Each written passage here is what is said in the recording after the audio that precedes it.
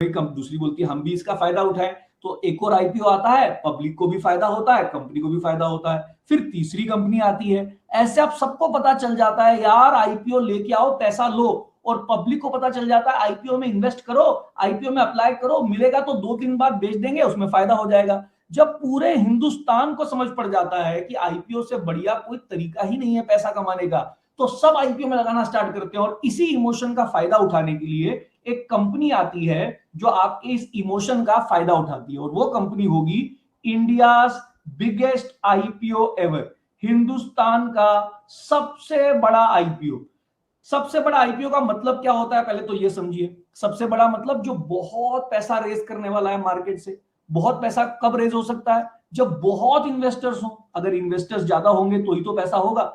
बहुत इन्वेस्टर्स कब होते हैं मार्केट में, चैट बॉक्स पे जाइए और मुझे बताइए, मार्केट में सब लोग इन्वेस्ट करने को रेडी कब हो जाते हैं, जब मार्केट बहुत अच्छा कर रही होती है। और अगर मार्केट बहुत अच्छा कर रही है तो आईपीओ बेचना आसान हो जाता है। इसीलिए जब सब लोग बोलते हैं बेस्ट है, आगे देखो इंडिया नंबर 1, इंडिया शाइनिंग, तो सबसे बड़े आईपीओ आते हैं जो बहुत पैसा रेज करते हैं। बहुत पैसा मतलब बहुत शेयर्स बेचते हैं और बहुत पैसा रेज। जो आईपीओ बेचना मुश्किल था वो बेचना छोड़िए, सबसे बड़ा आईपीओ आके क्या हो जाता है, ओवर सब्सक्राइब। जिस दिन भी हिंदुस्तान का सबसे बड़ा आईपीओ आ जाए और वो भी क्या हो जाए, ओवर सब्सक्राइब हो जाए, तो आपको समझ पड़ जाना चाहिए कि मार्केट क्या हो रही है, एक्सट्रीमली ग्रीडी। अब आगे कुछ साल ज्यादा अच्छा रिटर्न मिलने वाला नहीं है। अब वो एक्सट्रीमली ग्रीडी कब कब मार्केट हुई है, उसके लिए मैं आपको पास्ट का डेटा दिखाता हूं। क्या दिखाने वाला हूं, इंडिया के अब तक के सबसे बड़े आईपीओ, और इसमें मैं 3 डेटा दिखाऊंगा।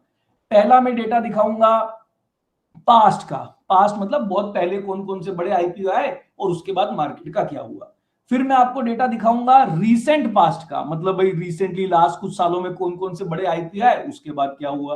फिर मैं उसके बाद दिखाऊंगा रीसेंट डेटा, अभी रिसेंटली सबसे बड़ा आईपीओ कौन सा आया और उसके बाद हम मार्केट का हमारा व्यू क्या है। तो ये सारे 3 डेटा दिखाऊंगा। ये 3 डेटा दिखाने के लिए सबसे पहले मैं जा रहा हूं रीडिफ के आर्टिकल पे। रीडिफ का आर्टिकल है, ये लीजिए, और रीडिफ के आर्टिकल पे जाएंगे, और रीडिफ के आर्टिकल पे जाके हम क्या करने वाले हैं, देखने वाले हैं अब तक के सबसे बड़े आईपीओ कौन कौन से रहे। तो ये रीडिफ का आर्टिकल है, इंडिया 10 लार्जेस्ट आईपीओ। आर्टिकल की डेट सब लोग नोट कर लीजिए, 5 अगस्त 2010, याद कर लीजिए 5 अगस्त 2010।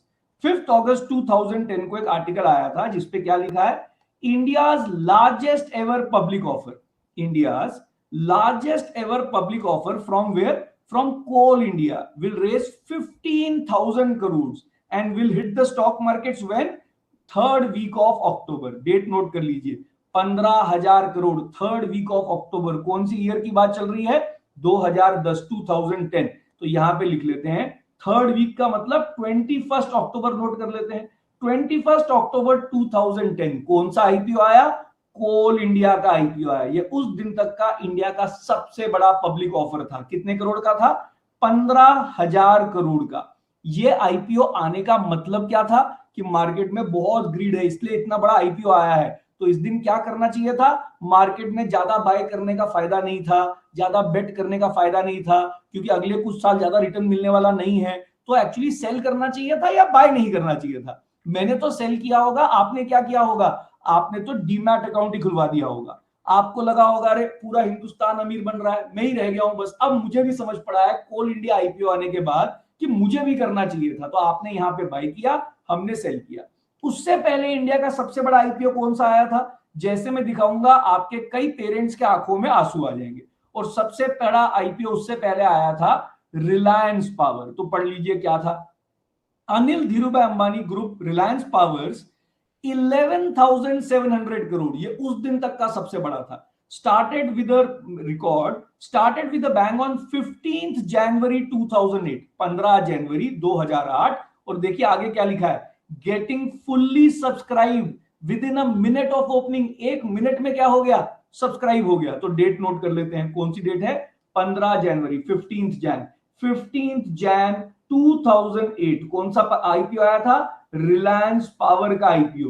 उस दिन तक का सबसे बड़ा 11,700 करोड़। क्या करना चाहिए था, सेल। मैंने तो सेल किया होगा, आपने क्या किया होगा, डीमैट अकाउंट खुलवाया होगा। आपको लगा होगा अब तो रिलायंस का इस बार मौका नहीं छोड़ूंगा, पहली बार तो रिलायंस आईपीओ लेके आया था 1979 के आसपास, तब तो